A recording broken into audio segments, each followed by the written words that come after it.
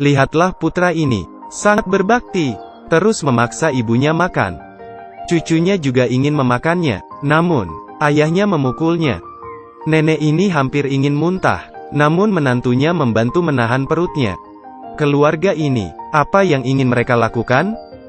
Putra kedua adalah seorang tukang daging. Hari ini dia berjualan daging di pasar. Menantu perempuan Yinghua tiba-tiba berteriak.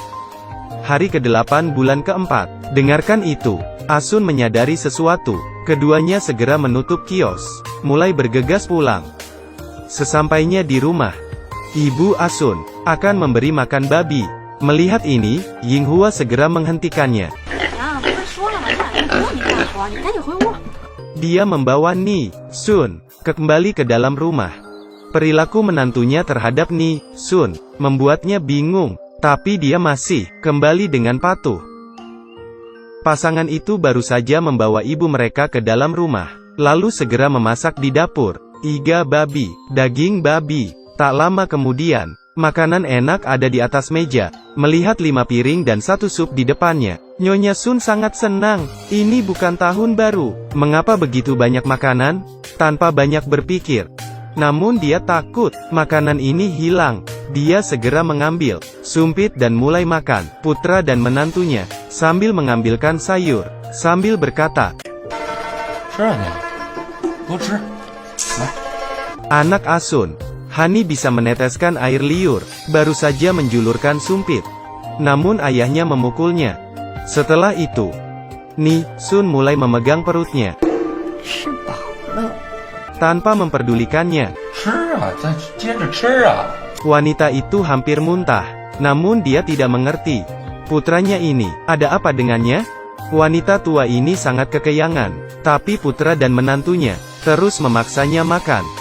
Ni Sun hanya bisa memasukkan semua daging ke dalam mulutnya. Satu persatu, tampilan itu, ini sangat mirip dengan babi yang ada di kandang.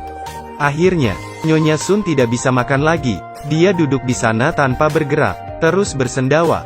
Namun, menantunya membawa semangkuk kaldu lagi. Sambil berkata, dia mengirim sup ke mulut Ni Sun. Ni Sun sangat tidak berdaya. Dia harus menahan perutnya dan minum sup ini. Karena terlalu kenyang, dia akhirnya tidak tahan lagi. Merasa ingin muntah. Ketika menantu melihat wajahnya langsung berubah, dia menutup dengan tangan mulut Ni Sun. Lalu sup yang dimuntahkan dituang kembali ke mulutnya. Dengan begini, setelah menghabiskan semangkuk sup utuh, Ni Sun tidak tahan lagi. Dia bergegas berlari ke toilet. Akhirnya ketika Asun keluar, menipunya dengan mengatakan papan di toilet rusak, meminta ibunya untuk bertahan. Sambil berkata, dia membawa ibunya masuk. Kemudian lihat berat timbangan, masih kurang. Malam ini, menantu memberikan Ni Sun semangkuk mie babi. Lalu setelah melihat dia menghabiskannya, dia pun pergi. Saat tidur, Nenek Sun membujuk cucu untuk tidur. Cucunya berkata, besok adalah hari ke-8 bulan April. Nyonya Sun menegaskan, besok adalah hari ulang tahunmu. Dan saat itu juga, sang cucu tiba-tiba berkata lagi, nenek datang ke sini pada hari ke-8 April tahun lalu. Perkataan ini membuat Ni Sun memikirkan sesuatu. Keesokan harinya, ketika terburu-buru berlari ke toilet, ternyata toiletnya telah dikunci. Putranya kemudian mengambil timbangan untuk ibunya, memintanya naik. Asun melihat berat ibunya. Dia merasa kurang puas. Kemudian, pasangan ini mulai berbisik. Jelas-jelas ini musim panas. Namun menantunya memberikan pakaian tebal. Buk, hari ini cuaca agak adem. Ibu pakai baju agak tebal ya. Nyonya Sun mengenakan pakaian dan kebingungan. Menantunya terlihat sedikit gugup. Sebenarnya apa yang sedang terjadi? Ketika Ni Sun merasa penasaran dan ingin bertanya, tiba-tiba mereka mendengar suara. Ternyata itu adalah anak tertua Ni Sun. Hari ini tanggal 8 bulan 4 adalah ulang tahun cucu Ni Sun, dan juga hari ketika Ni Sun diantar ke rumah putra keduanya. Begitu bertemu ibunya, putra pertama berkata, "Ya, mendengar itu, putra kedua merasa kesal. Seketika pisau daging itu ditancapkan ke papan. 卖肉还得称斤呢吗？ Dua saudara mengangkat ibunya ke atas timbangan.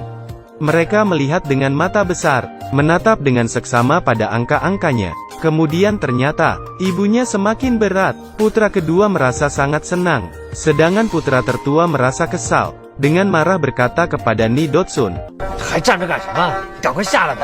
Ni, Sun, dibuat pusing oleh kedua putranya. Ketika akan turun, dia kurang keseimbangan. Seketika dari dalam pakaiannya, dua daging babi melompat keluar. Melihat pemandangan ini, putra pertama pun mengerti. Seketika wajahnya berubah senang. Dia tersenyum dan mengeluarkan surat persetujuan dari sakunya. Putra kedua segera merebutnya. Seketika mereka bertengkar. Ni, Sun yang hanya terdiam di samping, berjalan hendak mengambil daging itu, namun dia melihat kertas di tanah. Dia pun mengambilnya. Dua saudara ini, mereka tidak ingin menjaga Ni, Sun. Mereka telah membuat perjanjian, bergantian 1 tahun sekali menjaganya. Tapi setahun kemudian, jika wanita tua itu kehilangan berat badan, putranya dianggap tidak berbakti, kemudian harus dihukum 1 tahun lagi. Dua saudara takut menjaga ibunya. Mereka bahkan membuat perjanjian. Dan inilah alasan mengapa pasangannya, mengapa terus-menerus, memaksa ibunya makan. Di akhir cerita, kedua putranya masih berdebat. Cucunya mengambil dia daging di tanah, lalu memberikan kepada neneknya. 奶奶，你的肉。 Ni, Sun mengambil dari cucunya, lalu hanya terdiam, melihat ke kejauhan. Film berjudul Daging untuk Ibu, adalah film pendek berdurasi 15 menit, tapi sutradara, mendapat skor tinggi 7,8. Film Cina ini berkisah tentang, pertanyaan paling tradisional kesalehan seorang anak, tampaknya di mata banyak orang. Ketika orang menjadi tua, maka tidak berguna lagi, namun jarang ada yang ingat. Ketika kita masih kecil, orang tua kita membesarkan seperti harta. Dua anak laki-laki dalam film, adalah anak yang dilahirkan Ni, Sun. Dia membesarkan mereka. Tetapi kedua putranya melihatnya sebagai beban. Itu membuatku merasa kedinginan. Dan dua daging yang jatuh ke tanah. Lebih ironis. Sebenarnya, bagaimana orang tua memperlakukan ayah ibunya? Anak akan melihatnya. Suatu hari semua orang akan tua. Semoga semua orang di usia tua mereka, mendapatkan perilaku baik, merasakan kehangatan keluarga.